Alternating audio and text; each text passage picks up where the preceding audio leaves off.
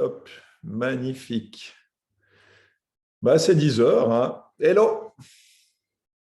Bonjour. Super. Bon, comme on disait avec Emma, c'est un peu l'heure du culte. Bah, aujourd'hui, on va remplacer votre culte. Hein. Non, pas désolé, parce que ça nous fait plaisir d'organiser ce webinaire sur le mental. Bienvenue. Oui, Vous pouvez, pour les personnes au niveau des micros, si vous avez la gentillesse de les couper pour l'instant. Par contre, vous pourrez écrire si vous avez des questions. Alors, avec plaisir, vous pouvez écrire les questions. Je crois que ça se fait ouais, converser ici. Voilà, brouillard total à Genève et tête en Bavière. Désolé pour la vidéo coupée. Donc, vous pourrez écrire les questions et puis on les prendra au fur et à mesure parce que l'idée, c'est toujours de rendre notre intervention interactive et c'est ça qui reste intéressant. Donc, n'hésitez pas à poser vos questions à droite et puis on les reprendra au fur et à mesure. Donc, je vais commencer par une petite introduction assez courte hein, pour les gens qui ne connaissent pas forcément complètement ce que je fais. Bon, ben, je suis plutôt connu maintenant dans le domaine de la nutrition. hein? Mais aussi, Ici? merci de couper les micros. Je vais écrire ici. Hein, voilà, peut-être écrire. Merci de couper les micros. Hop. Tac, merci. Hop. Maintenant, j'ai mis jouer les micros. C'est couper les micros. Couper les micros. Voilà. Donc, pour revenir à ce que je disais, moi j'ai un domaine qui est bien sûr lié à la nutrition, la micronutrition, tout le domaine lié au sport, mais je me suis toujours passionné pour tout ce qui était lié au développement du mental. J'ai aussi fait une formation en profil psychologique lié au profil moteur. J'ai aussi écrit plusieurs livres, dont celui-là, Cerveau, tout par-delà. On va en parler aussi après avec Emmanuel. Pourquoi? Parce qu'il y a quand même cette notion du cerveau du haut, du cerveau du bas, le second cerveau. On pourrait même parler maintenant de troisième cerveau avec le cerveau du cœur.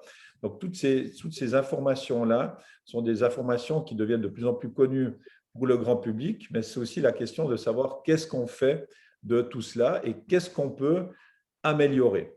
Et là, maintenant, je vais vous présenter, et après, Emmanuel Schwab va se présenter lui-même. On va aussi parler de quel est l'état actuel de notre société, de la population par rapport à ce qui s'est passé au niveau Covid, après Covid, par rapport à cette situation anxiogène liée à la guerre, liée au fait qu'on va nous dire qu'on n'aura pas d'électricité, qu'il n'y aura pas bientôt plus de carburant, etc., etc. Donc, on va traiter de tout ça et aussi ce qui nous rejoint passablement avec Emmanuel, c'est une vision holistique de la santé, c'est-à-dire une vision globale de l'être humain qui tient compte à la fois de son bien-être physique, mental, émotionnel, spirituel, et de prendre tout ça en compte. Et dans les choses aussi qui nous réunissent, c'est qu'on travaille aussi bien au niveau des adultes que aussi au niveau des enfants. Donc, c'est une vision, une fois de plus, qui est très, très globale. Et il y a d'autres choses qui aussi nous rejoignent. On aime bien les plaisirs de la table. Hein. Ça, c'est aussi quelque chose qui est important, c'est cette notion de plaisir. Et puis, Emmanuel, tu as aussi écrit plusieurs livres. Donc, on peut dire que Emmanuel est docteur, hein, il est docteur en psychologie, enfin psychothérapeute. Je crois que le mieux, finalement, c'est que tu te présentes toi-même en 2-3 minutes, Emma. Volontiers, merci, bonjour. Donc, j'ai en fait ma formation de départ, c'est avec les enfants adolescents depuis 93 au service de psychologie pour enfants de Bienne, Jura-Bernois, dont je suis le responsable maintenant depuis 2 ans. Et puis, donc là, psychothérapie tout venant, en fait, avec toutes les situations qui peuvent se présenter. Et puis, depuis 2006, j'ai un cabinet avec un collègue médecin à La Chaux-de-Fonds, Zachary Nzia, avec les adultes ici. adultes et parfois personnes âgées. Formation psychanalytique et puis un peu d'enseignement à l'université de Neuchâtel. Voilà, en gros, si on y va bref, Ouais, c'est ça la présentation. très bien. Ben, merci, Emmanuel. Et puis 3 livres quand même. Ouais. Ouais. Les titres? Donc, le premier, c'était sur le parcours initiatique de Freud. Quand il a créé, vous savez, vous avez peut-être entendu parler de l'interprétation des rêves. C'est un livre publié en 1900. Et en fait, mon travail, c'était de montrer comment, dans ce travail, il mettait en forme sa propre crise de vie, si on veut bien, et comment il trouvait des solutions dans sa propre crise de vie. Ça, c'était ma thèse. Ok, magnifique, très bien. Ben, on parlera du sommeil parce que le sommeil, c'est un élément tellement important. Et ben, les rêves, hein, on dit qu'on rêve dans chaque cycle du sommeil, mais c'est surtout dans le sommeil paradoxal, ce fameux sommeil qui remet à niveau les fonctions, je dirais, cognitives et qui est très important. Et les personnes qui ont un sommeil qui est un sommeil très léger ont de la peine à arriver finalement dans ce fameux sommeil paradoxal. Est-ce que tu peux nous faire un petit état des lieux, Emma, sur comment va notre population générale, depuis les enfants aux personnes âgées? Alors, bon, c'est vrai que si on est comme ça sur quelque chose de général, le plus simple, c'est de partir de la situation Covid, en fait, où ce qu'on a constaté après quelques temps, c'était une sorte de réaction, on peut dire, anxieuse, en fait, qu'on doit pouvoir relier au fait qu'on était tout le temps en train de changer, les directives du gouvernement arrivaient, ça changeait tout.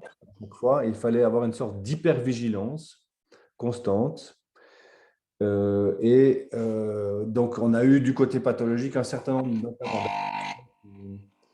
d'adolescents qui sont entrés dans des symptômes anxieux vraiment massifs, enfin, qui se sont installés dans des symptômes anxieux. Et puis, ce qu'on se disait avant, c'était que dans le fond, là, l'anxiété, c'est une sorte de réaction de survie, en fait. Dans notre cerveau, on a face aux situations de stress, face aux situations inconnues, en fait, on a un programme préprogrammé qui est là, qui vient s'activer, qui nous met en état d'hypervigilance. Et puis après, il y a une deuxième réaction qu'il y a eu, un peu plus tard, c'est une réaction plus dépressive, en fait, après une année, euh, liée au fait probablement d'une sorte d'épuisement, en fait. On est tout le temps en hypervigilance et on ne trouve pas de solution. Après, il y a un deuxième programme qui s'installe, qui est un programme plutôt de ralentissement. Et c'est toute la question, qu'est-ce qu'on peut en faire maintenant après? Ouais, alors moi, ce que j'ai pu observer justement aussi, c'est que à travers une machine qui mesure énormément de facteurs physiologiques, on avait ces amygdales cérébrales qui sont considérées vraiment comme le système d'alerte, le système de survie du cerveau qui est hyperactivé chez un nombre incroyable de la population. Comme avant, j'avais presque jamais de gens qui avaient des problèmes de SPO2, la saturation en oxygène était toujours bien. Depuis la Covid, on a eu ce phénomène-là qui est ressorti et on pourrait dire qu'on a des gens qui sont tout le temps hyper vigilants, qui sont dans un mode de système de survie quasiment. On a mis la population dans un mode de survie et on ne peut pas être tout le temps en mode de survie. Oui, alors ce qui est intéressant de se dire, c'est que tout ça, c'est pas réfléchi en fait, hein. C'est des réactions inconscientes face à une situation de stress, enfin une situation de danger, disons. On réagit par le stress avec des trucs préprogrammés qui s'enclenchent automatiquement. Et donc, on n'a pas de maîtrise a priori sur l'enclenchement. Ma foi, quand ça s'enclenche. Et c'est pour des bonnes raisons, on va dire. Ouais. C'est que notre cerveau a pensé qu'il était en situation de danger, donc il devait se mettre en situation d'hypervigilance. Mais effectivement, c'est la question en particulier de l'épuisement, en fait, hein. Quand on reste dans ce mode-là, on n'arrive plus à retrouver les rythmes éveil, sommeil, enfin, je veux dire, vigilance, débrancher la vigilance. Et c'est ça qu'on doit retrouver, en fait. Une fois que la situation de danger est partie, le cerveau, lui, parfois reste dans le mode dans lequel il s'est mis. Et on doit travailler pour lui permettre de retrouver un équilibre meilleur, en fait.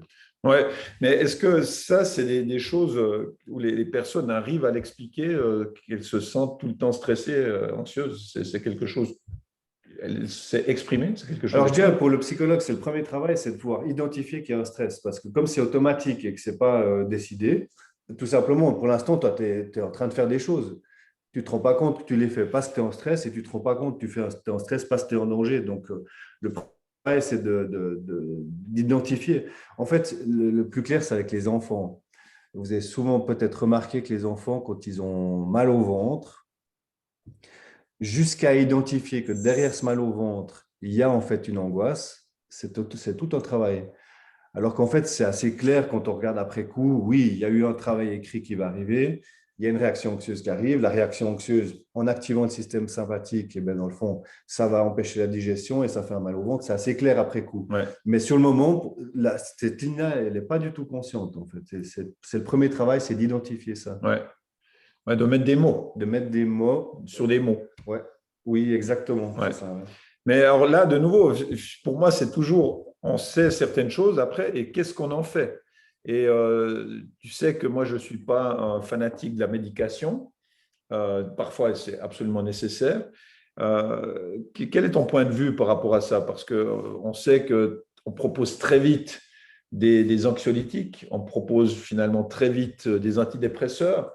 Pas plus tard que la semaine passée, j'entendais quelqu'un qui était anxieux, il a été diagnostiqué bipolaire et puis on lui donne du lithium, ce qui lui a amené énormément d'autres problèmes liés à la thyroïde, etc.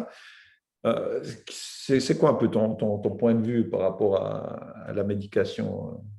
Est-ce qu'on entre assez vite dans ton domaine là-dedans ou... Bon, le problème de quand un généraliste qui a face à lui quelqu'un qui déprime, c'est dur à supporter en fait. C'est dur à supporter parce que c'est quelque chose qui est comment dire ça, qui est lourd, qui bouge pas rapidement. Et donc, on est facilement incité comme professionnel à donner quelque chose qui va soulager vite. Et ça, c'est vraiment le danger du médicament. Parce qu'en fait, vous me demandez quelque chose, j'ai quelque chose à vous offrir. On n'a que 15 minutes pour discuter. Donc voilà, le médicament vient rapidement, dans le fond, comme solution. Et le problème, c'est que si la dépressivité est là, c'est pour des raisons, en fait. Et c'est cette question d'avoir le temps d'analyser les raisons, de comprendre qu'est-ce qui s'est mis de travers, pourquoi il y a cette réaction adaptative là, maintenant. C'est vrai que on plaide, nous, bon, on a la chance, nous les psys, hein, d'avoir des séances de 1 heure. Donc ça, il faut se dire quand même que c'est une chance. Et que d'ailleurs, il faudrait absolument militer, même pour les généralistes, je pense, quand ils ont des cas psy, ils devraient avoir plus de temps pour avoir justement faire ce travail de descendre un peu, d'analyser, parce que sinon, ils sont poussés à la consommation et on ne va pas sur le fond du problème, dans le fond. Parce que finalement, c'est la solution de facilité de prescrire un médicament, de trouver une solution, comme on dit toujours, de mettre un emplâtre sur une jambe de bois, à quelque part. Et est-ce que dans ta consultation, ou aussi par rapport à tes collègues, vous parlez de choses comme l'importance de l'alimentation? Est-ce que ça, c'est quelque chose, c'est une question qui vient? Parce que dans le domaine du sport, encore hier, j'étais au Swiss Indoors de Bâle avec un joueur qui est 62e mondial et qui m'expliquait qu'il n'avait jamais eu de conseils à ce niveau-là. Jamais. Donc, en fait, souvent, les gens imaginent que dans le domaine du sport, il y a le nutritionniste, il y a le préparateur mental, etc. Mais il n'y a pour ainsi dire pas. Alors, est-ce que ça, c'est une notion? Parce qu'on sait aussi que dans le domaine médical, les médecins parlent rarement de nutrition, de micronutrition, de neuronutrition. Est-ce que ça, c'est quelque chose qui te parle? Est-ce que toi-même, tu en parles un peu ou pas du tout?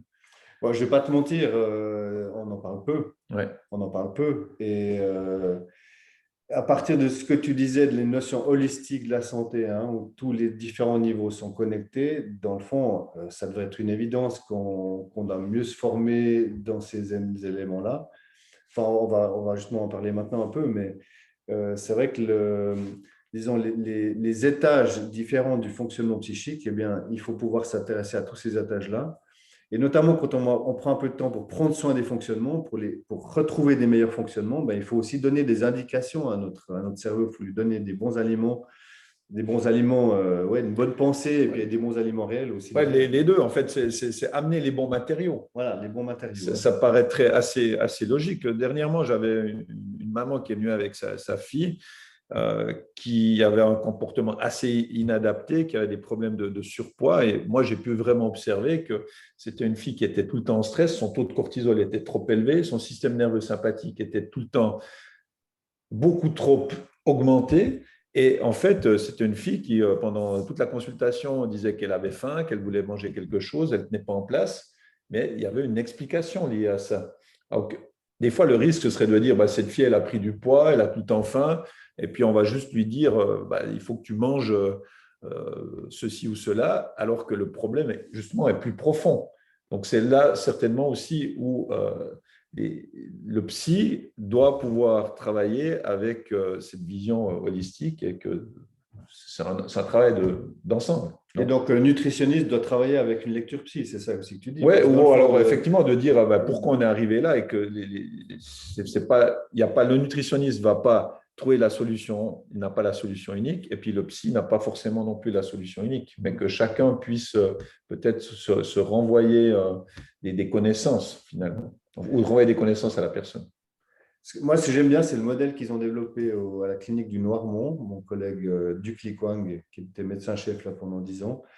Et ils avaient un colloque autour des patients psychosomatiques, donc des patients douloureux, des choses qu'on n'arrive pas très bien à expliquer parfois par la médecine somatique. Et ils avaient un physio, un spécialiste de la relaxation, un somaticien, un psy, et tout ce monde se mettait ensemble. Et puis, chacun amenait son regard, dans le fond, pour essayer de faire l'image le plus complète possible avec les différentes briques, comme ça.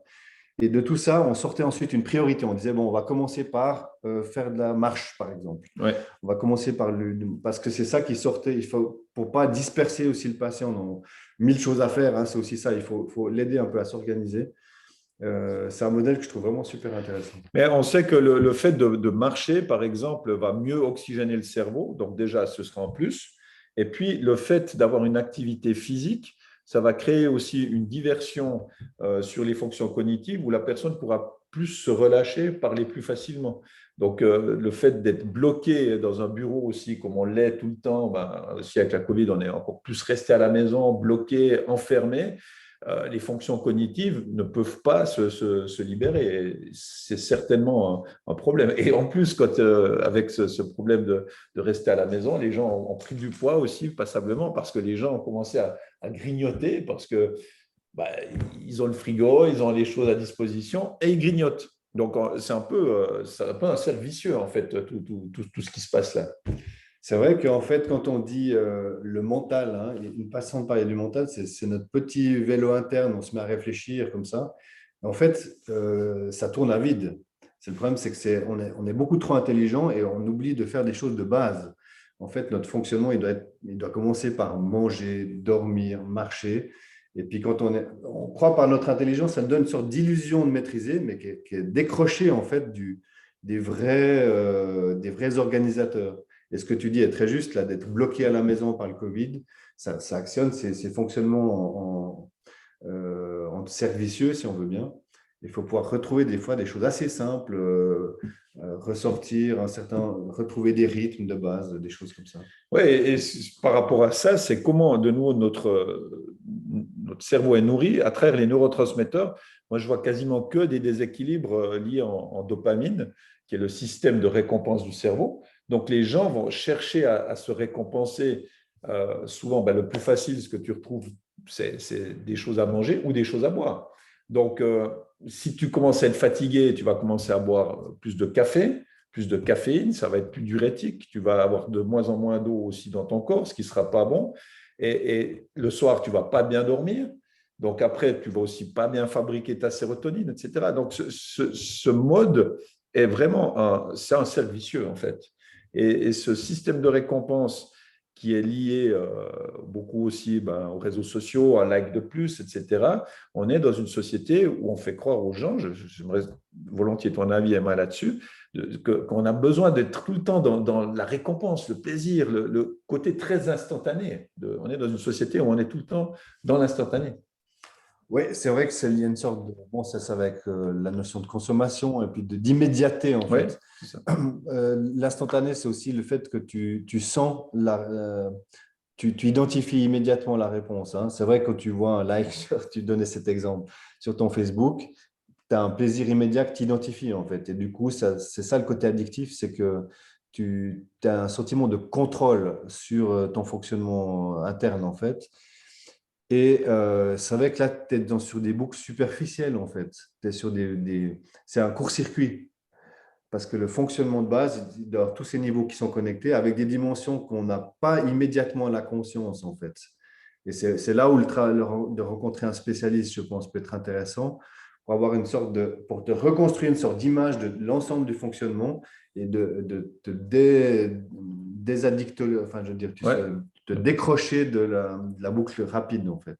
Ouais, donc ce problème, pour moi, il est quand même vraiment très présent dans ma consultation. Je le vois, je l'entends aussi par rapport à une personne qui pourrait être soit qui est en recherche de travail, pour ne pas dire au chômage, ou un sportif blessé, c'est qu'il va perdre ses bons rythmes.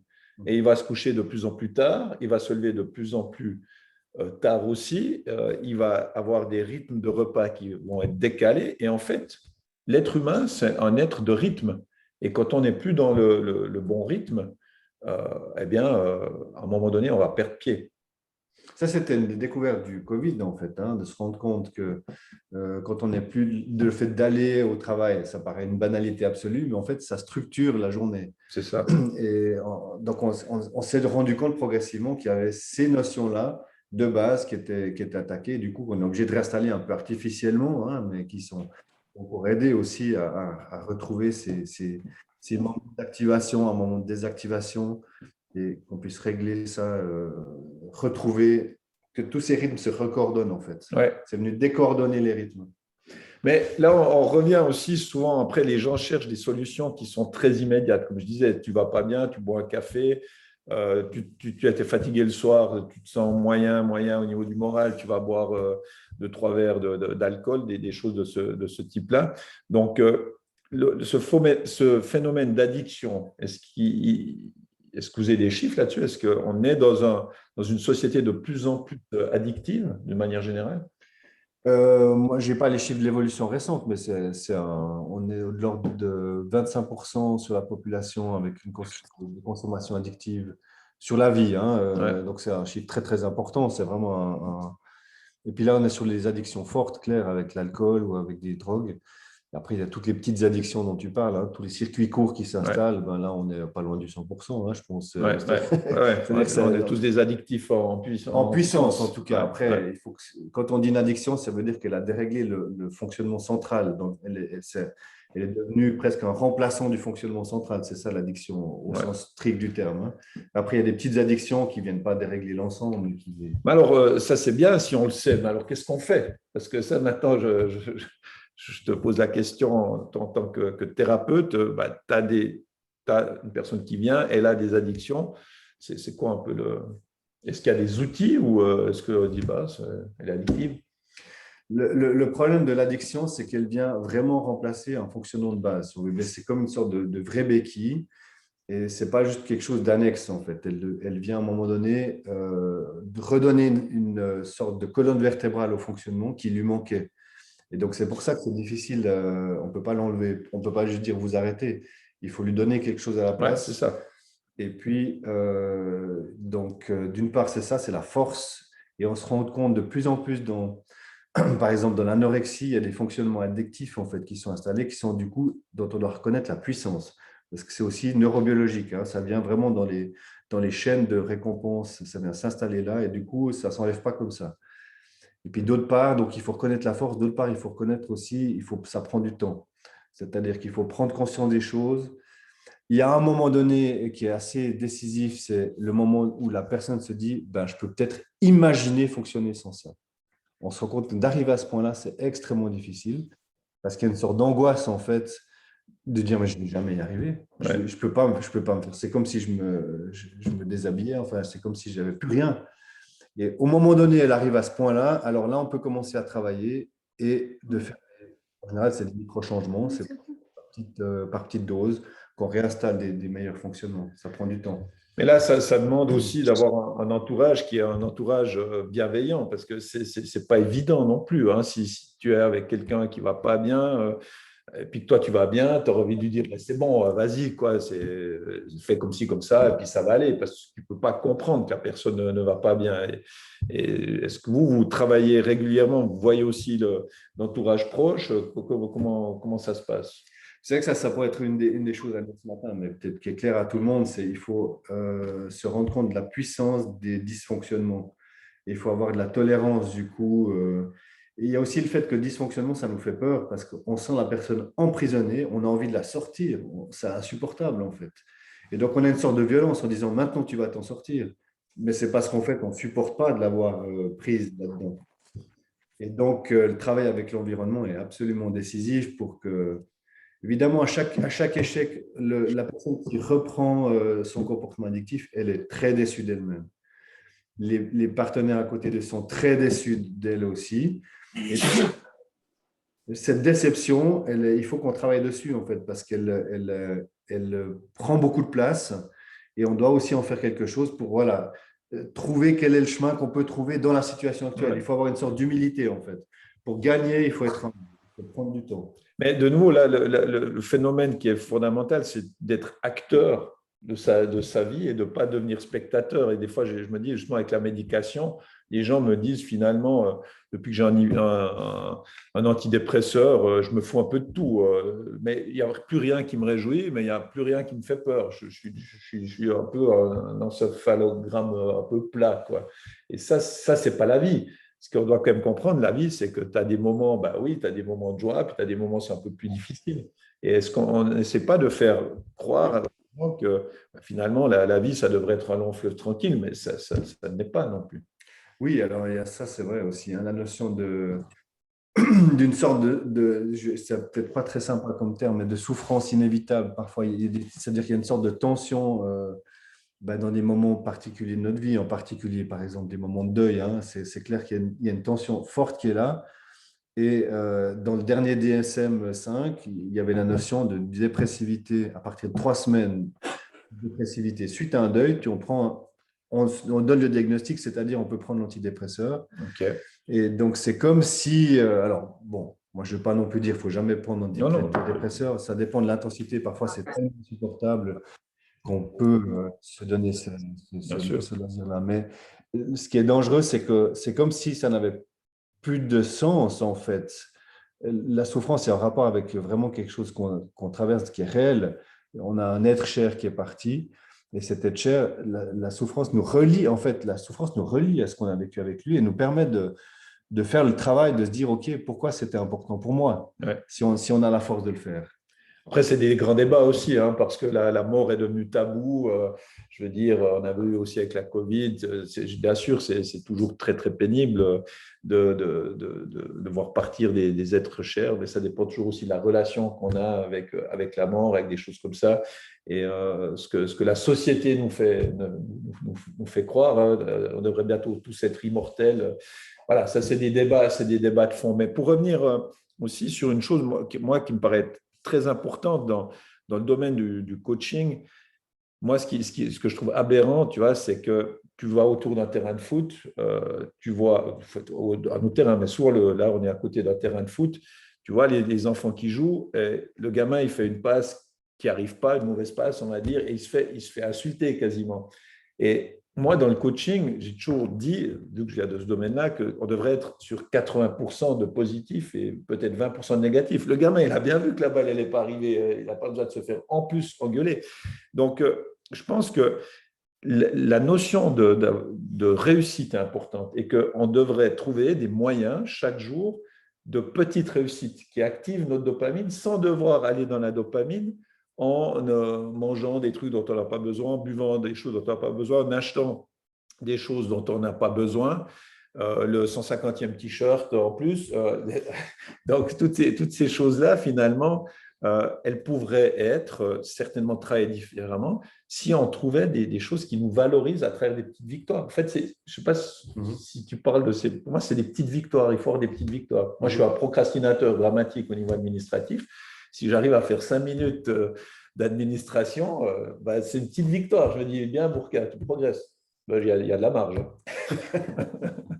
Mais j'aime bien citer cette phrase du docteur Spock dans un roman dont j'ai oublié le nom qui dit « La santé est un état transitoire qui n'augure rien de bon ». C'est excellent. Et en fait, c'est pour dire que la santé, c'est quelque chose de silencieux, en fait. La maladie, elle fait beaucoup de bruit. Le mal a dit. Ben voilà, c'est joli, effectivement, c'est vrai, parce que tu l'identifies, tu le sens, tu sais où il est, et du coup, il te donne un sentiment de contrôle. Mmh. La santé, la bonne passe, tu n'as pas un contrôle en fait. C'est ton instinct qui t'a mis dans le bon flux et puis tu ne le sens pas. Et donc, tu as une perte de contrôle en fait. Quand tu es dans juste les bons équilibres, tu as une perte de contrôle. Et c'est pour ça que c'est extrêmement difficile de lâcher la maladie. Et alors, tu parles maintenant des petites victoires. Hein. Donc, c'est comment mettre quand même comme les pierres du petit poussé, on pourrait dire ça comme ça, hein, pour aider un peu le fonctionnement à se mettre dans les bons fonctionnements. Et je trouve que c'est intéressant comme stratégie de dire, OK, ben voilà, on va s'aider soi-même à se mettre un peu dans le bon C'est équilibre en ça. quelque sorte. Ouais. Et que l'entourage aussi soit plutôt à encourager les choses, soit proactif, soit encourageant, plutôt que de dire ouais, une fois de plus, tu n'as pas réussi ceci, cela. Moi, j'ai adoré le film sur les sœurs Williams parce que c'est ce côté, vous allez y arriver, vous êtes les meilleurs. Et pas ce côté, ouais, de toute façon, tu vas de nouveau pas y arriver, attention, tu vas tomber, attention, attention. On est sur vraiment une envie que la personne réussisse. Et ça, je pense que moi, je ne le ressens pas assez d'une manière générale dans le coaching, ce côté. Quand je faisais passer des examens d'entraîneurs de compétition, j'avais des entraîneurs qui disaient ah, c'est pas mal, c'est pas mal, c'était toujours pas mal. J'avais double négation. Et je disais, mais tu ne peux pas lui dire que c'est bien au gars ou à la fille. Tu dois dire, ah, j'arrive pas, j'ai un blocage, je ne peux pas dire que c'est bien, c'est que pas mal. Tu dis, bon, ça, c'est des coachs qui ne peuvent pas dire que c'est bien, quoi. C'est assez vaudois, ça, en fait. Ouais, peut-être. C'est la prudence helvétique. On ne va pas se réjouir trop vite. On pose des choses les unes après les Ouais, autres. peut-être, ouais. Mais c'est vrai qu'il y a, c'est à nouveau, je pense, c'est une façon de contrôler. Hein, c'est de rester. On va pas s'affoler. Hein, alors que l'enthousiasme, c'est quand même important aussi. Hein, pour y arriver, il faut aussi se lâcher un peu. Il faut aussi trouver ses instincts. Et certainement, c'est un peu le rôle du coach de faire ça aussi, de dire, OK, maintenant, tu vas peut-être te planter royalement, c'est pas grave, vas-y maintenant, lâche-toi un peu. Et puis pour ça, il faut l'enthousiasme, certainement que ça met aussi dans le… Ouais, puis être valorisant, valorisé. Mhm. Moi, je trouve que ça commence souvent déjà à l'école. Tu poses une question, ça peut être une question qui est un peu bête, on va se moquer peut-être de toi, le prof peut-être aussi, et tu poses plus de questions. Ouais. Donc, on est très vite mis dans un système où on n'ose plus demander, alors qu'il n'y a pas de mauvaises questions, il peut y avoir que des mauvaises réponses à quelque part. Ouais. Et puis c'est vrai, du coup, quand on est, comment dire ça, quand on est du côté de la peur, hein, attention, tu vas pas y arriver, ben, le problème, c'est qu'on est à peu près sûr d'avoir raison à la fin. Parce que face à un système comme ça, c'est un système où, ben voilà, je l'avais dit. Tu Ouais, vois, on y de arrive, toute façon, ça j'ai dit, confirme. de toute façon, je suis nul. Ça, on l'entend. De toute façon, je Ouais. suis nul. Donc, finalement, tu te protèges en disant, ouais, de toute façon, je suis nul. Mhm. Donc, ça, c'est un peu dommage. Mais si on revient sur ces matériaux, moi, je sais qu'il y a à peu près un milliard de personnes qui ont des carences en fer. Hein, et que finalement, le fer, il va être fondamental pour beaucoup de paramètres. Hein. C'est le précurseur de la dopamine lié à la tyrosine, la phénylalanine, mais c'est aussi tout ce qui est lié à la myoglobine, donc à l'oxygénation des tissus, donc l'oxygénation aussi du cerveau. Donc, est-ce que ce ne serait pas intéressant pour un psychologue, un psychothérapeute aussi, d'avoir ces connaissances-là, peut-être, de se dire, tiens, il faudrait peut-être même faire un bilan sanguin, savoir si le magnésium, le cerveau, c'est un énorme consommateur de magnésium. 9 personnes sur 10 est en manque de magnésium, 9 personnes sur 10 est en manque d'oméga 3 de type DHA particulièrement. Tu vois, en thérapie, tu pourrais déjà amener ta boîte de sardines à la personne qui ne va pas bien parce qu'elle fera des meilleures connexions aussi au niveau du système électrique du cerveau. Donc, on a quand même certaines choses, la vitamine B12, hein, qui est tellement importante aussi par rapport au processus cognitif. Par rapport à Alzheimer, on sait que le précurseur de l'acétylcholine, c'est la choline, qu'on va retrouver dans des aliments lactofermentés, donc la fermentation lactique qui est tellement importante. Et puis dans le jaune d'œuf, alors qu'on fait croire en 2022 qu'il ne faut surtout pas manger plus que 3 œufs par semaine à cause du cholestérol, etc. Donc, tous des trucs aberrants d'entendre encore ça en 2022. Et finalement, moi, je me dis, mais moi, j'aimerais tellement travailler en collaboration avec ton domaine parce que toi, ça te permettrait d'avoir un travail plus facile si tous les matériaux étaient donnés à la personne pour, pour que tu puisses faire un travail qui sera optimisé. Je prends Ouais. l'exemple tout Je peux rentrer simple là-bas de Django. de la taille de Usain Bolt, hein, mais tu me mets l'entraîneur de Usain Bolt, je ne vais pas courir aussi vite que Usain Bolt, on est bien d'accord. Je n'ai pas les matériaux qui me permettent de. Donc, à un moment donné, euh, il manque comment on pourrait dire, cette passerelle quand même, non? Oui, alors avec la réserve qu'en fait, moi, je ne me verrais pas venir avec ma boîte de sardines parce que ça relève aussi d'une analyse globale à ton niveau, j'ai Ouais, l'impression aussi. Donc, bon, je pourrais avoir des comme ça, par une formation, un peu des lignes directrices, hein, un peu des conseils que je pourrais donner. Mais dans le fond, il faut aussi pouvoir se dire, bah, dans cet organisme-là, qu'est-ce qui est en manque par rapport, si on a cette lecture hein, oui, holistique, il y a aussi une lecture des équilibres bien généraux. sûr. Hein.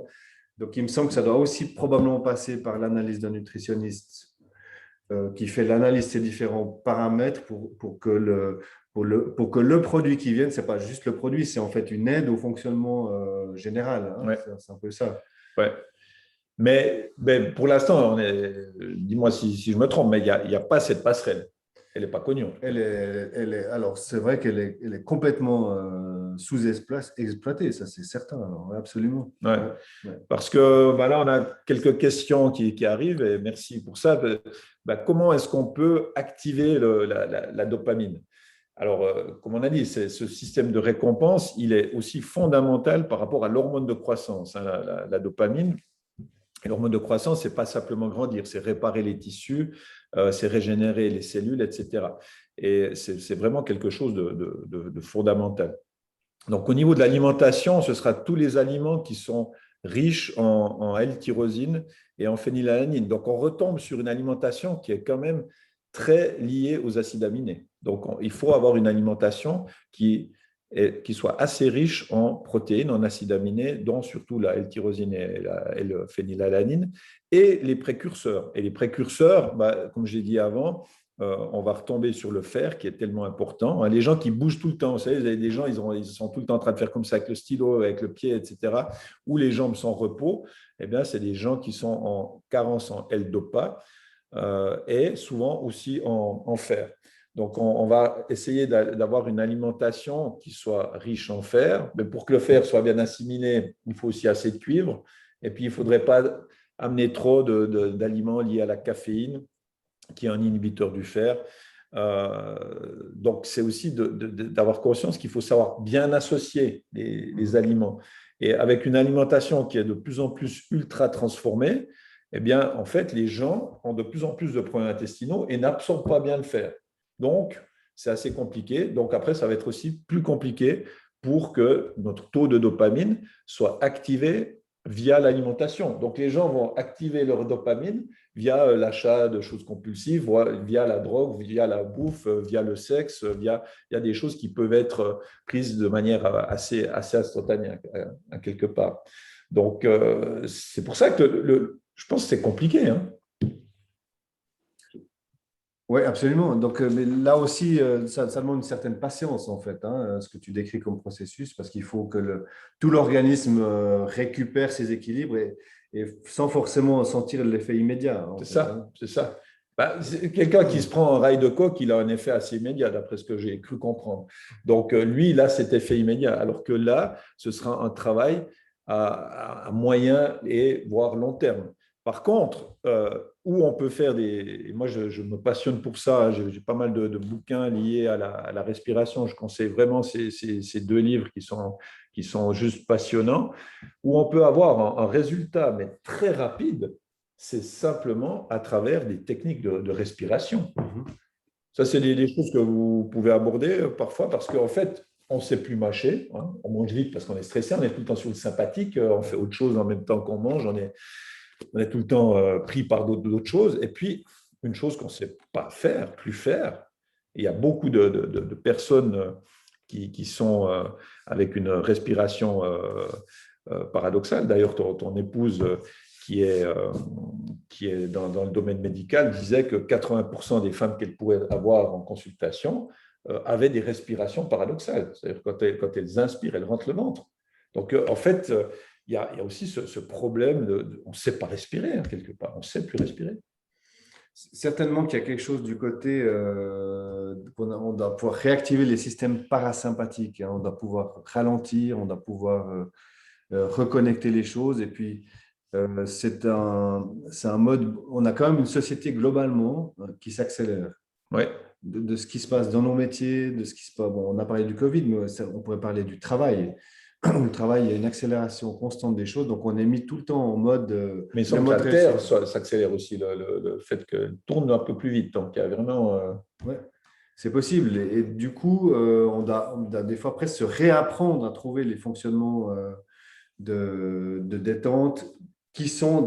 C'est dans ces moments-là, en fait, que les choses se reconnectent. Il y a tout un travail qui se fait. Ce n'est pas juste relâcher, c'est permettre un travail à un autre niveau. Et tout ce travail sur la relaxation, sur le… Alors ça, il y a des collègues qui sont un peu spécialisés là-dedans, qui utilisent ces techniques, même en séance de psychothérapie, pour aider les gens à retrouver ces fonctionnements-là. En fait, c'est ce qu'on entend depuis quelques années, c'est que s'ennuyer aussi pour un enfant, c'est important. Il doit apprendre à s'ennuyer.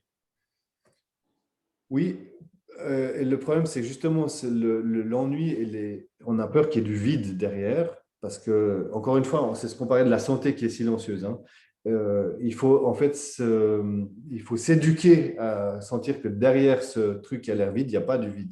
Ouais. Il y a tout un truc qui est en train de Se régénérer. Il y a un tissage d'éléments qui se Ouais. de régénération, de triage, un peu comme par métaphore, on pourrait dire ce qui se passe dans le rêve, hein. Dans le rêve, il y a une sorte de tri qui se passe de ce qu'on a fait. La nuit porte conseil, hein. Donc, c'est un peu ce travail-là. Quand on est dans ces zones-là, on est en train de faire tout un travail de digestion à différents niveaux, au niveau corporel, mais aussi au niveau émotionnel, en fait. Ouais. On digère les événements dans un état calme. Mais tu vois, tu reparles de la nuit et en fait, une personne qui est sous Temesta ou qui prend des somnifères ne va pas entrer dans le sommeil profond ni dans le sommeil paradoxal. La plupart du temps, c'est coupé. Et quand tu n'as pas ces deux sommeils-là qui sont impactés suffisamment, eh bien, tu auras vraiment un risque de maladie neurodégénérative qui va être augmenté. Donc, en fait, on prescrit des médicaments qui repoussent le problème un peu plus loin, mais le problème va être très important par la suite, alors qu'on peut amener d'autres modes de fonctionnement pour retrouver ce sommeil profond et ce sommeil paradoxal qui sont juste absolument indispensables, parce qu'on parle toujours du système lymphatique qui nettoie notre corps, hein, d'une manière générale, et on a le système glymphatique, donc la même chose au niveau du cerveau. Et dans ces cycles de sommeil qui sont le cycle 4 et 5 du sommeil, c'est là que vraiment on récupère et qu'on se régénère. Et si on fait une analogie avec le sport, c'est souvent les gens, tout d'un coup, ils ne progressent plus. Alors, comment ils réfléchissent? Ils se disent, je dois faire plus. Alors que non, ils devraient faire moins. Exactement. Ils devraient récupérer.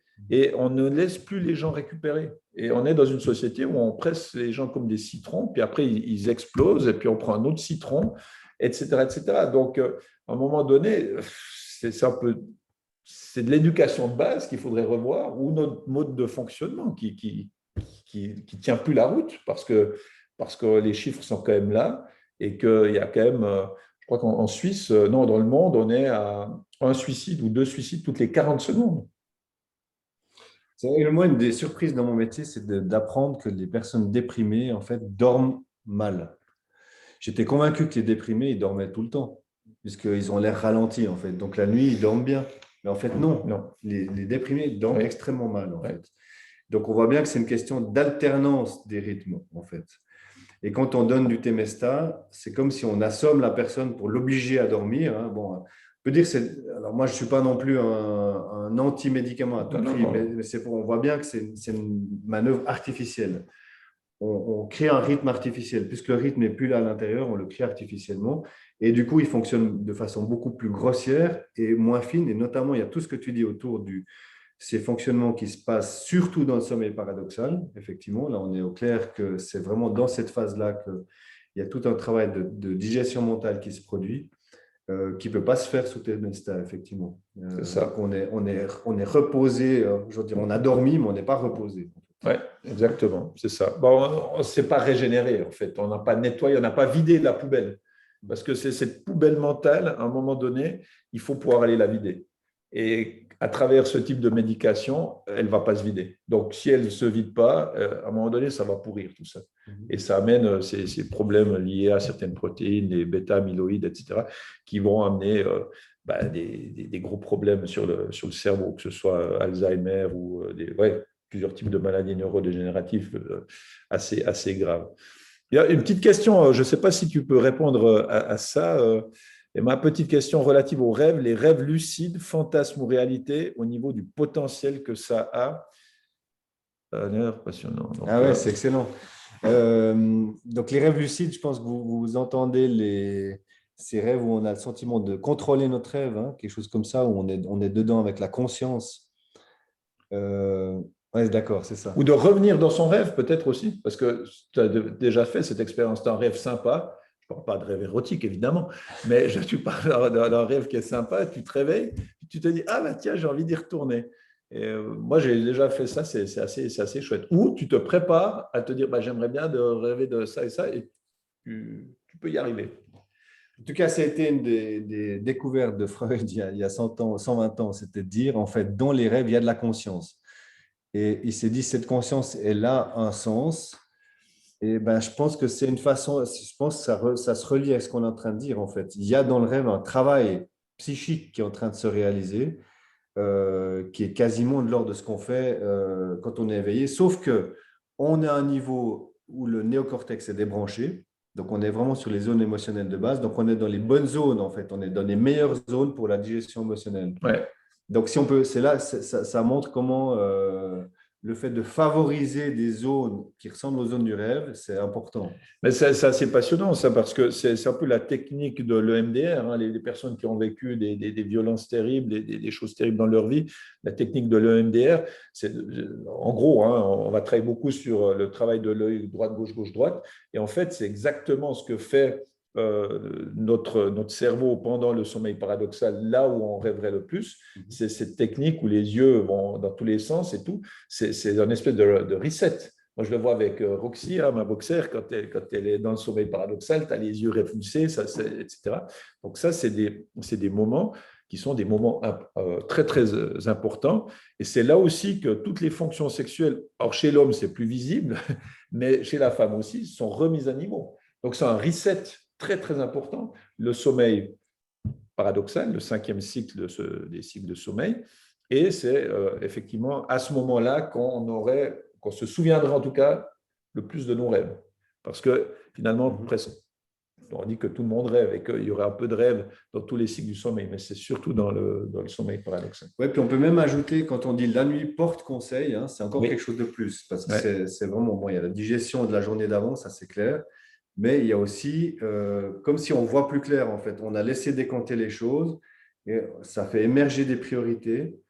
Et puis, du coup, on se dit, ah ben voilà, c'est ça que je pourrais faire. Ben, la mémoire, typiquement, la nuit porte conseil, mais ça permet de vraiment mémoriser les choses. C'est un tri qui est fait lié justement à ce sommeil paradoxal. Et souvent, tu apprends des choses, tu dis des choses, et puis tu ne sais pas très bien. Et le lendemain matin, c'est si tu as bien dormi, si tu as eu un sommeil assez riche en paradoxal, qui fait que tu te souviens des choses. Et l'erreur souvent des étudiants, c'est de ne pas assez dormir, de très peu dormir. Et il ferait mieux de peut-être moins étudier, mieux étudier et plus dormir. Enfin, plus dormir. Toujours est-il qu'il faut avoir suffisamment de sommeil profond et paradoxal. Parce que moi, j'ai une connaissance qui dort 3 heures par nuit depuis des années, mais il fait 1 heure et demie de sommeil profond paradoxal, donc il est en forme. Et tu peux avoir 9 heures de sommeil par nuit et puis avoir très peu de sommeil profond et être fracassé. Donc, une fois de plus, on revient sur cette notion de qualité de sommeil. Et je réponds juste à une question là sur justement la sérotonine. La sérotonine, c'est tous les aliments qui sont riches en tryptophane, donc précurseur aussi du tryptophane. On va retrouver le magnésium, la vitamine B6.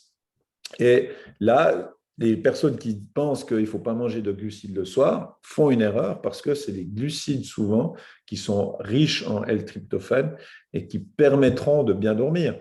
Mais c'est toujours plus subtil que ça parce que c'est l'intestin qui produit 90% de la sérotonine.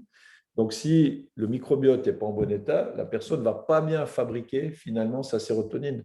Donc, une fois de plus, il faut aller voir à la périphérie puis avoir cette vision globale holistique de la santé pour que ça marche vraiment, quoi. C'est toujours très, très complexe, hein. C'est clair que si tu vas te coucher, puis juste avant, tu t'es engueulé avec quelqu'un, ou bien que tu étais avec quelqu'un au téléphone, ou bien que tu as scrollé et tout, eh bien, tu ne vas pas activer ta sérotonine, tu vas activer plutôt la noradrénaline ou la dopamine, donc tu dormiras aussi moins bien. Donc, c'est toujours un ensemble de choses qui permettent finalement d'activer correctement certains de ces fameux messagers chimiques du cerveau. C'est compliqué le cerveau quand même, hein. Ouais, c'est vraiment un équilibre très complexe, effectivement. Ouais. Ouais. Et on a un peu tout qui est fait pour le déséquilibrer. Parce que c'est la question d'une sorte d'autorégulation de base, hein, d'une homéostasie. Et puis, on part dans des fonctionnements latéraux superficiels plutôt que de trouver l'autorégulation de base, mais qui est dure à trouver puisqu'elle est à la fois silencieuse et complexe. Elle est faite de plein de rythmes différents, en fait. Ouais. Ouais. Là, il y a une question, est-ce qu'il y a un aliment qui aide à se concentrer? Donc, ça, c'est souvent ce genre de questions que j'aime pas trop y répondre parce qu'on aimerait le truc idéal. Alors, moi, j'ai créé une formule qui est le BN Energy avec de la tyrosine, avec de la guarana, avec des vitamines du groupe B, qui est un produit assez extraordinaire pour se concentrer. BN Energy que vous pouvez retrouver sur le site. Mais au-delà de produits comme ça, j'ai lu une étude récemment sur justement la respiration qui montrait qu'une respiration croisée, c'est-à-dire tu respires par la narine droite, après tu bloques un petit peu, tu pars sur la narine gauche en expirant, puis tu réinspires sur la narine gauche, etc. Et tu fais ça sur un cycle. Bon, là, il parlait d'un cycle quand même de 15 minutes, hein. Et ils ont fait des études de longue portée. Et il y a des résultats incroyablement meilleurs, finalement, chez les personnes qui avaient ce type-là de respiration. Et avec ma machine, moi, je m'amuse aussi à faire des tests. Et c'est incroyable à quel point tu peux voir que tes tissus cérébraux, selon comment tu respires, sont mieux alimentés. Par contre, de nouveau, ce qui est amusant dans la société dans laquelle on est, tu vois, c'est que quand tu proposes ça aux gens, souvent ils te disent poliment, ils t'écoutent, mais tu sens qu'ils ne vont pas le faire. Parce qu'ils préféraient se dire, tiens, je bouffe un petit truc, je prends une pilule, un machin, et puis j'ai réglé la chose. Alors qu'en fait, déjà avec ça, tu peux faire quelque chose d'extraordinaire. En fait, les enfants qui ont souffrent de TADA, hein, c'est pas qu'ils manquent de concentration, ils manquent de détente.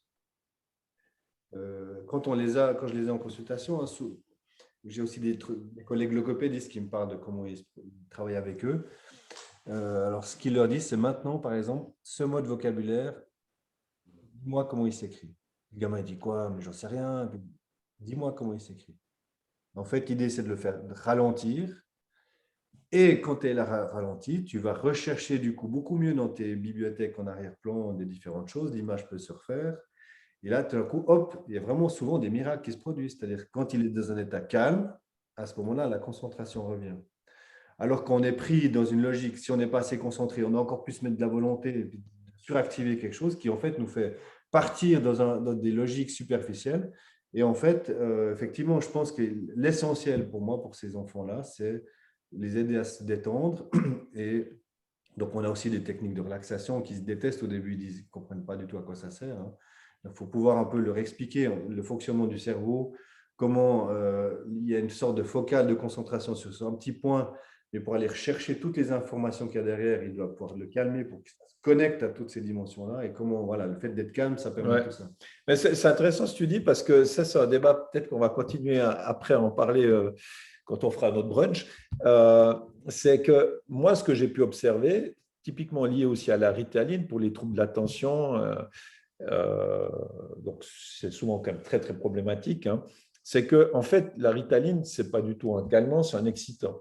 Et que la plupart de ces enfants, si tu excites leurs nerfs, comme une personne qui bouge tout le temps, qui est toujours en train de faire comme ça avec son stylo, etc., eh bien, quand tu actives donc justement un peu plus son système lié à la dopamine, il va se calmer. C'est-à-dire qu'il faut exciter la personne trop excitée pour que son nerf se calme, ce qui est assez logique à quelque part. Typiquement, avec les jambes sans repos, ça marche très, très bien. Donc, chez l'enfant ou chez quelqu'un qui est… C'est comme si tu fais une crise d'angoisse, tu ne peux pas dire à la personne non mais ça va, calme-toi, il est dans sa crise d'angoisse. Donc finalement, moi ce que j'ai pu mesurer, hein, c'est qu'il faudrait peut-être même d'abord l'exciter, exciter le nerf pour qu'il se calme. Oui, alors ça c'est effectivement le fonctionnement de la Ritaline qui est paradoxal et qui fonctionne quand même, hein, il faut quand même le dire, ça peut aider. Et Mais on pourrait le faire qu'avec la tyrosine et du magnésium, etc. hein. On ne serait pas obligé d'aller dans la Ritaline, justement. Exactement. L'idée, c'est qu'après, on trouve un chemin qui fonctionne, qui permet qu'ensuite on est dans quelque chose qui est fonctionnel. C'est ça, ouais, clairement. Donc ça, c'est des fois des… En fait, on part sur des raccourcis assez souvent. Voilà, c'est ça, exactement. Ouais, c'est ça. Ouais. Et ça, c'est un peu dommage d'aller dans ce type de raccourci.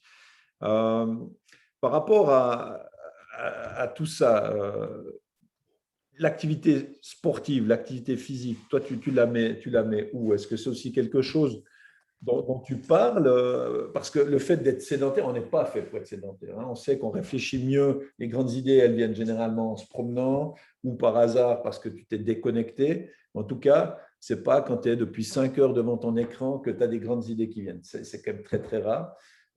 Quelle est la part de l'activité physique dans ce que tu fais ou ce que tu préconises aussi? Oui, alors j'ai malheureusement pas de choses très intelligentes à dire là-dessus, si ce n'est une conviction de base, c'est ce que tu viens de dire, c'est que bon, l'évolution de la société, on est de plus en plus derrière nos ordinateurs, on bouge de moins en moins, on devient des cerveaux sur pattes, enfin, c'est impressionnant. Hein. Donc toutes les activités, moi je suis psychologue, il y a 20 ans, je n'avais pas d'ordinateur dans mon bureau, j'aimerais bien que vous sachiez ça, et que maintenant, dans le service public, je passe la moitié de mon temps, à peu près même plus, alors que je suis un psychologue, je suis censé consulter avec les gens derrière mon ordinateur, c'est effrayant. Mais donc, ça veut dire qu'on a vraiment un point d'attention sur cette notion-là. Il y a aussi quelque chose d'un peu confortable quand on ne bouge pas. Je veux dire, ça tracte aussi des boucles chez nous qui sont un peu plus simples. Et alors, c'est clair que c'est fondamental que là, il y a quelque chose. On parlait des rythmes de base, la notion des activités de base est aussi un thème tout à fait central. Alors moi, là, je le vois explicitement, le seul moment où j'en parle pour l'instant encore en séance, il faudra que j'en parle plus, c'est avec les grands déprimés. On a vraiment des recommandations très claires maintenant d'aller marcher une demi-heure par jour. Donc, pas grand-chose. On massif la santé psychique. Là. On soigne la dépression à moitié déjà en sortant une demi-heure par jour. C'est logique. Et la lumière du jour, par exemple, en Corée, ils ont pu observer que les Coréens ne sortaient tellement peu qu'ils avaient tous des problèmes aussi au niveau des yeux parce que nos yeux se nourrissent de la lumière extérieure. Donc, le fait d'être enfermé, le fait de ne pas bouger, etc., ça amène quand même, on n'est pas fait pour fonctionner comme ça, clairement. Donc, moi, parfois, je veux dire, je suis un optimiste, mais la situation générale, je la trouve quand même un peu inquiétante. Tu peux nous rassurer, Emma. Non, mais je pense que ça nous oblige à faire des choses consciemment qui étaient peut-être tenues par des rythmes avant, un peu, je veux dire, quand il fallait se lever en fonction du soleil, d'avoir le rythme de l'année en fonction de la nature, etc. C'était aussi des rythmes qui nous étayaient dans le fond. Et ces rythmes, on en est coupé par une vie artificielle. Et donc, on est obligé, dans cette vie artificialisée, de remettre des rythmes. Mais bon, voilà, ce n'est pas non plus si dramatique de sortir une demi-heure par jour. Non, non, parce que nous, on a été habitués à ça, mais pour certaines personnes, peut-être que ça l'est plus.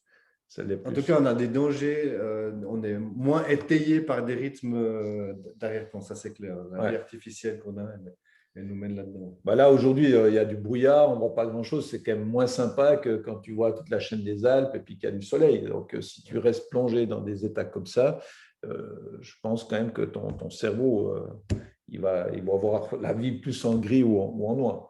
Oui, puis avec en plus le fait maintenant, donc une sorte, bon, on a le problème de l'illusion de notre puissance, de notre mental toujours. Hein. On peut être derrière notre ordinateur, en train de ne pas bouger, et on a l'illusion de maîtriser notre vie. Mais en fait, il y a tous les niveaux d'en dessous, le niveau physique, le niveau émotionnel, le niveau de la respiration, tous ces niveaux-là, qui sont en fait les niveaux les plus importants. C'est grâce à ces niveaux-là que notre intelligence fonctionne en fait. Mais notre intelligence, elle se croit. Descartes a dit je pense donc je suis, donc c'est un peu dans notre société aussi, c'est l'idée que par la pensée on maîtrise tout, Alors qu'en fait, non, c'est d'abord je respire, donc je suis, je mange, donc je suis, je dors, donc je suis, et puis ensuite je pense. Et donc là, il y a aussi une sorte d'illusion qu'on doit être bien attentif à ne pas se laisser prendre par ça. Ouais, ouais. Ouais, puis bah, là, justement, on parle du temps, de la météo. On connaît ces dépressions saisonnières, hein. Ouais. Là, on arrive gentiment vers le mois de novembre. Bon, souvent, les gens disent que ça, c'était un ami anglais, il disait, en Angleterre, on dit que c'est le mois qui sert à rien parce que c'est un mois où il fait pas très beau, il n'y a pas de vacances, il n'y a rien devant. Donc, c'est un mois un peu compliqué. Donc, c'est des mois aussi plus dangereux. Est-ce que toi, tu retrouves encore plus de demandes par rapport à certains mois de l'année? En tout cas, oui, la dépression saisonnière, c'est quelque chose de clairement établi, hein. Donc, c'est le manque de soleil. C'est clairement, ça a un impact sur nos… C'est comme si on se mettait un peu en hibernation, Ouais, probablement. ouais. Et après, ben, il y a encore quelque chose de pire, c'est Noël. Parce qu'il faut organiser la fête de famille. Et ça, c'est quelque chose de terrible. Et puis si tu n'as pas de famille, c'est quand même pas très cool non plus, Ben, peut-être. oui, Bon, mais c'est quoique. pas pour rien qu'on a besoin de voir la famille, c'est on est quand même mal, en fait. Puis on active du coup une bonne ressource qui est de manger ensemble. Ça, c'est quand même un truc qui est très, Ouais. très important. Et ben voilà, ben quand on a moins cette ressource, c'est aussi un peu plus compliqué. C'est intéressant, tu dis manger ensemble, parce que les Thaïlandais disent que la plus grande des pauvretés, c'est de manger seul. Et moi, j'ai l'impression que bah, les gens sont de plus en plus seuls avec leur appareil quand ils mangent. Et finalement, il y a moins d'échanges. Alors que tu vas dans un certain pays, peut-être plus pauvre au niveau économique, qui sont beaucoup plus riches au niveau des rires et des sourires, et qui sont dans justement ces moments de partage, hein, cette notion de partage et non pas d'individualisme à tout va. C'est-à-dire que quand on mange, en fait, on ne fait pas que manger, on se détend, on actionne du plaisir, et puis du coup, on est dans une très bonne disposition pour se connecter à l'autre, en fait, et puis de Oui, retrouver des boucles de sécurisation au niveau des attachements, hein. C'est à ce niveau-là qu'on est. Et donc, dans le moment, quand on a l'occasion d'utiliser le moment du repas pour ça, eh bien, on fait un multitasking, mais au bon sens du terme, on fait plein de choses à la fois en même temps, en fait. Et si on peut le faire tranquillement, ne pas partir après 10 minutes, on prolonge un peu ce moment-là. Du coup, on se met à raconter des choses qu'on n'imaginait pas. c'est ça. Et là, on fait tout un travail hyper important. Ouais. C'est quand même plus sympa à midi d'échanger avec des personnes que de manger son sandwich au pain blanc tout pourri avec une feuille de salade périmée et puis une espèce de mayonnaise dégueulasse. Ça, généralement, pour moi, c'est déprimant. Ouais. Clairement. Là, on se sent seul, Là, on effectivement. se sent déjà un peu plus seul. Clairement, clairement. Donc, pour ceux qui ont tendance à avoir des petites déprimes saisonnières, qui de la luminothérapie, ouais, alors, clairement, ça a été aussi observé, c'est une très bonne façon d'améliorer les choses, hein, ouais. Et aussi, moi, je trouve que les gens sont de moins en moins souriants. Et effectivement, de sourire aux gens, et déjà, quand on sourit bien et quand on fait du sourire, quand on sourit aux gens, on amène aussi de la lumière à quelque part. C'est une autre forme de lumière, hein. Donc, c'est des choses peut-être un petit peu, ouais, c'est enfoncer des portes ouvertes, mais mine de rien, moi, j'observe que les gens ne sont pas très souriants. En fait, le sourire, c'est pour montrer à nos niveaux éthologiques qu'on ne va pas agresser l'autre. On est fin comme ça, mais donc c'est un signe de conciliation. Ok, C'est comme lui présenter son coup pour dire je vais pas t'attaquer, hein.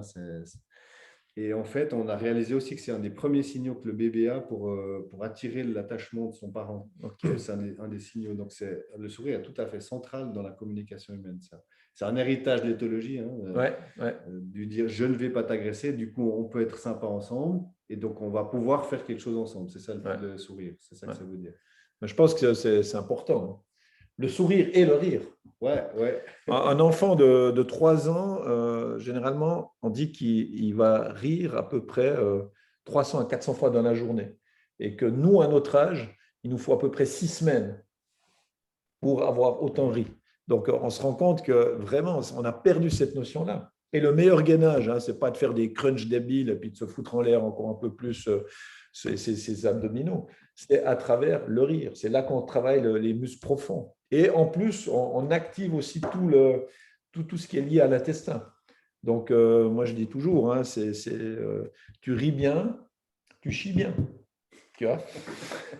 Donc, c'est important. C'est un travail qui est naturel, en fait. Et tout ce côté naturel, eh bien, on doit presque, de nous, on repasse sur le cognitif, hein, pour se dire, ah, je dois faire ça. Alors qu'à la base, ça fait partie du système nerveux autonome. Ça devrait être automatique. C'est marrant hein, de penser que le rire, ça actionne tout ça d'un coup comme Ouais. ça. C'est vraiment la grande machine là, en fait, chacune de nos fonctions, c'est souvent très intelligent. Hein. Ouais. Quand on pense le dégoût, ça nous fait vomir quelque chose. Enfin, Ça. c'est toutes des réactions automatisées. Ben, le rire, il y a quelque chose de souvent de ça, hein, comme si ça réintégrait l'ensemble du fonctionnement Ouais. corporel. Ouais. Et on active le système immunitaire, hein. Une grande partie des immunoglobulines A qui sont liées au système immunitaire, c'est lié au rire. Donc, on se fait du bien. Donc, tu renforces ton système immunitaire. Et à travers tout ce qu'on nous fait miroiter comme catastrophe, tu n'as plus tellement envie de rire ni de sourire. Donc, ton système immunitaire va être de plus en plus déficient aussi. Et c'est exactement le contraire qu'il faudrait faire. La même chose avec l'intestin, hein. Les trois quarts du système immunitaire est produit dans le système nerveux entérique, dans l'intestin. Donc, ça, c'est la saison maintenant. Entre moins de lumière, il fait plus froid, le système immunitaire devient plus dépressif. C'est là où il faudrait un peu se fendre la gueule et puis manger des bons aliments et puis se mettre en place pour passer un bel hiver. Alors qu'on est en train de nous expliquer qu'on va passer un hiver très froid, sans électricité, etc. etc. Donc, on va faire tout pour que cet hiver se passe bien. Il faut organiser des repas, du coup, dès maintenant. Il ne faut pas attendre le mois de décembre. Il faut anticiper les choses. Exactement, il faut anticiper les choses. Exact. Et être dans cette notion de partage, quelque part. Écoutez, je ne sais pas si vous avez encore quelques questions. Si quelqu'un veut ouvrir son micro et puis poser une question ou l'autre, ce sera avec grand plaisir. On tentera d'y répondre. N'hésitez pas, on est là. Ah, j'ai noté les titres des livres, mais pas les auteurs. Alors, oui, je remonte volontiers. Alors, le livre incroyable, Pouvoir du souffle, c'est Stéphanie Briand. Et puis, ce livre-là qui est juste incroyable, ce livre-là, tout le monde devrait le lire une fois dans sa vie. James Nestor, c'est aux éditions Solar. Édition Solar. Ah, puis les autres éditions, c'était Actes du Sud. Actes du Sud.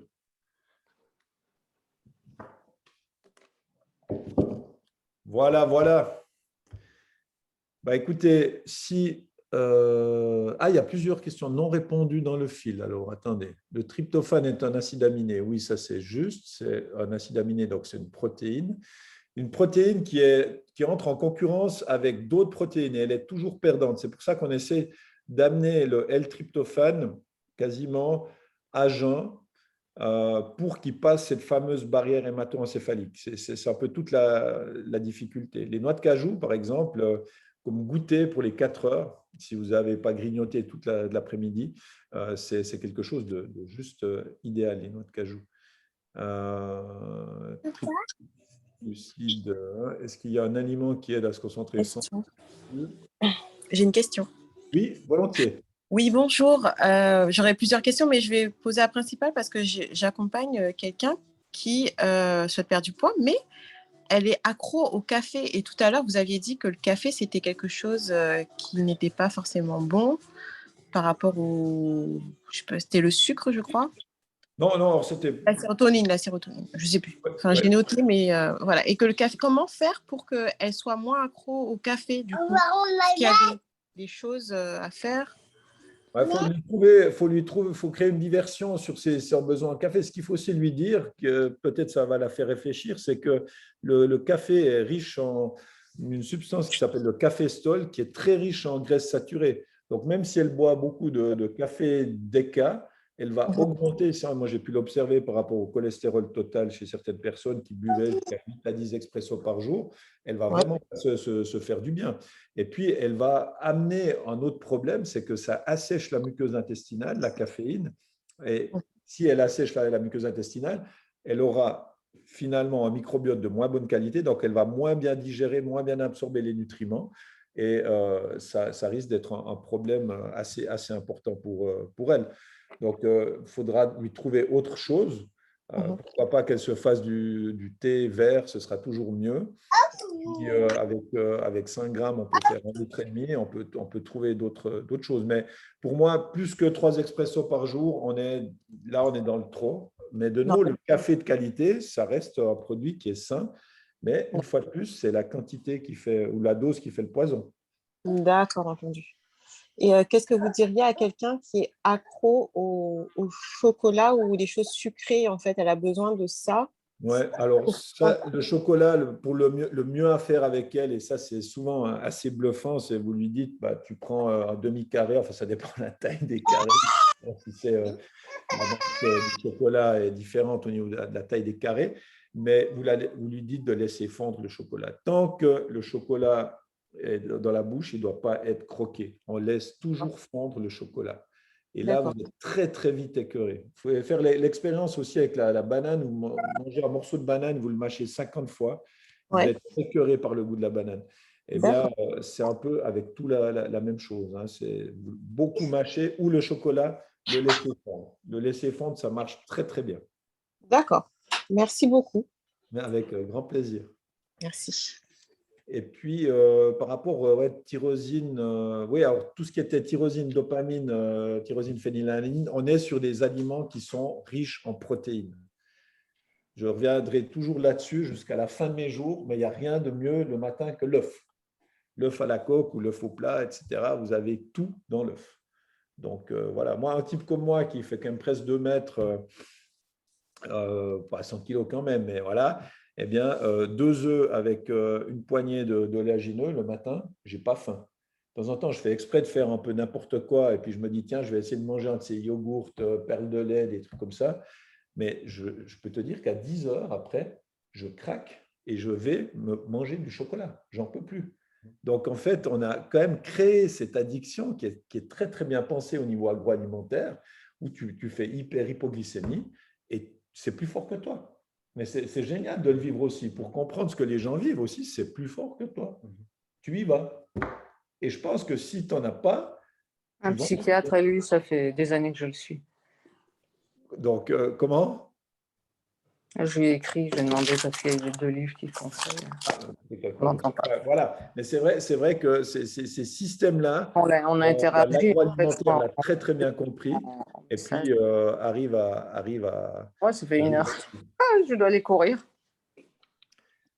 Bon, bah, on a quelqu'un qui est branché. Je crois que c'est Madame Layati, c'est écrit. Mais voilà. Est-ce que vous avez encore… Ah, là, il y a 2 nouveaux messages.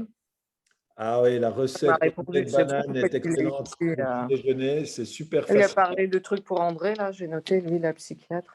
Il y a quelqu'un qui est en direct, mais elle ne se rend pas compte qu'on l'entend, ce n'est pas grave. Donc, c'est vrai que vous C'est peut-être mélangez de la banane avec de l'œuf Non. et puis vous faites ça à la poêle rapidement. Vous rajoutez un peu de cannelle. C'est que du bonheur.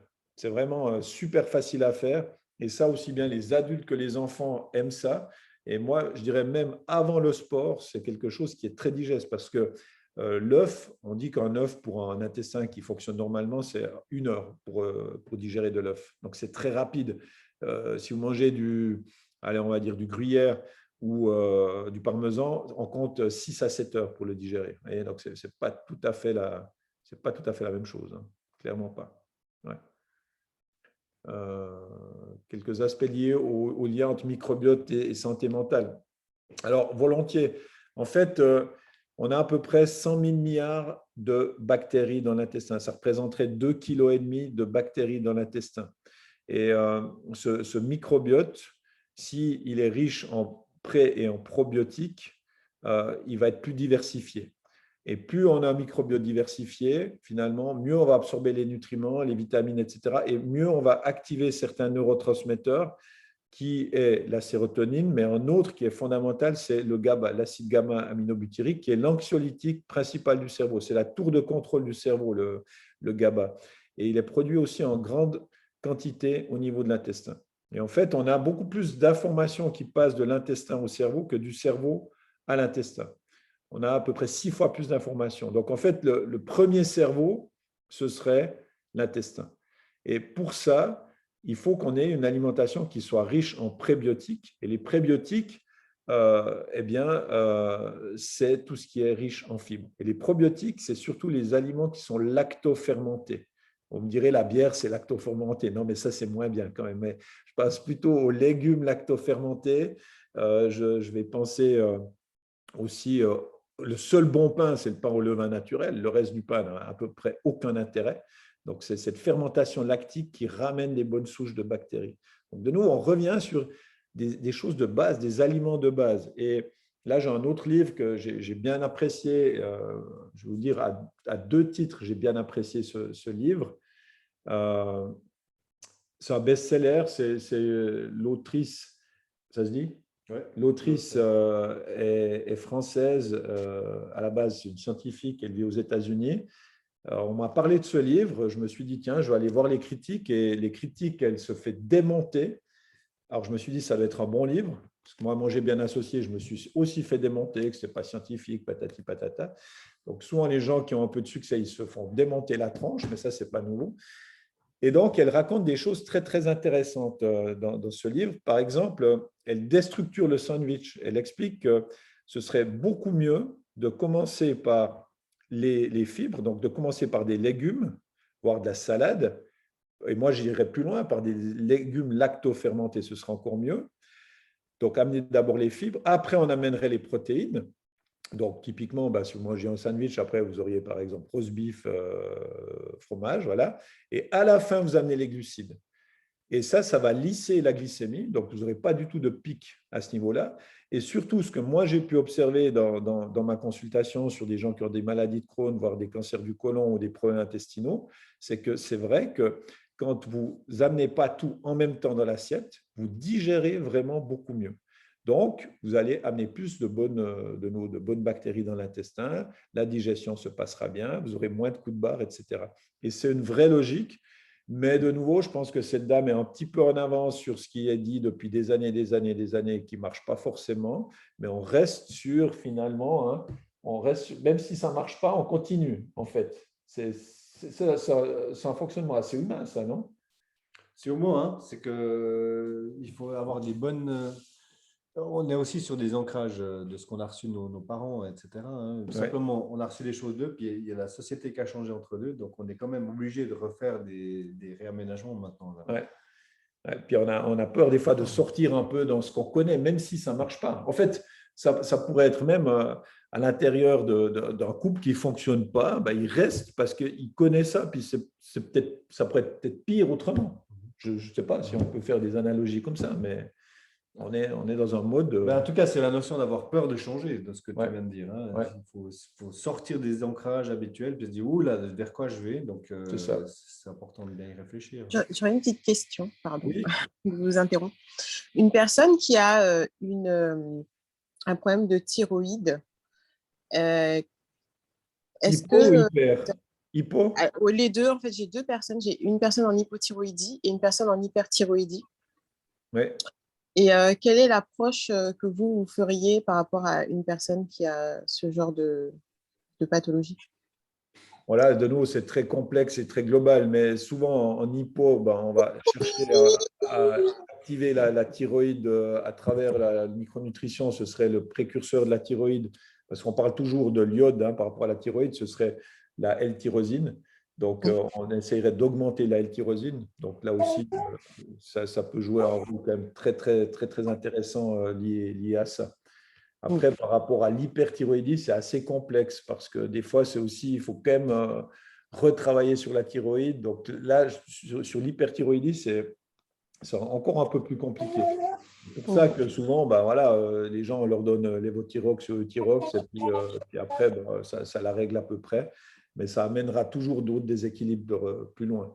Mais il faudra de nouveau aller voir ce qui se passe au niveau des précurseurs. Et chez les gens qui sont, par exemple, véganes, on a plus de risques d'avoir des problèmes de thyroïde parce qu'ils ont moins d'aliments qui sont riches en tyrosine, en phénylalanine. Ils ont aussi de nouveau les précurseurs, le fer, etc., qui sont diminués.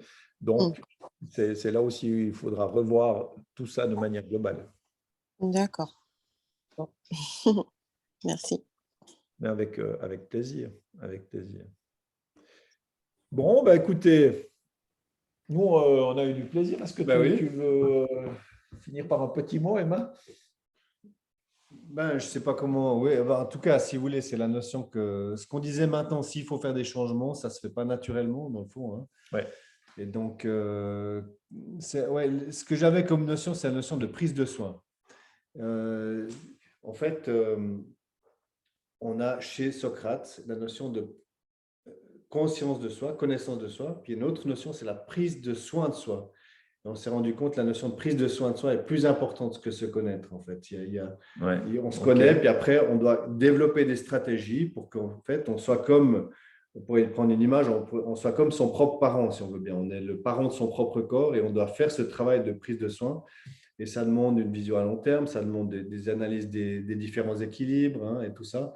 Et en fait, c'est comme ça qu'on a aussi une dimension spirituelle, quelque part, qu'on a une dimension un peu de transcendance, on se connecte avec quelque chose de plus grand, sur lequel on n'est pas là, on attend un petit scientifique de soi-même. Non, on est en train de faire un travail d'équilibrage, en fait, hein, fondamental aussi sur du long terme. Mais pour prendre soin de soi, il faut s'aimer aussi un petit peu quand même. Hein.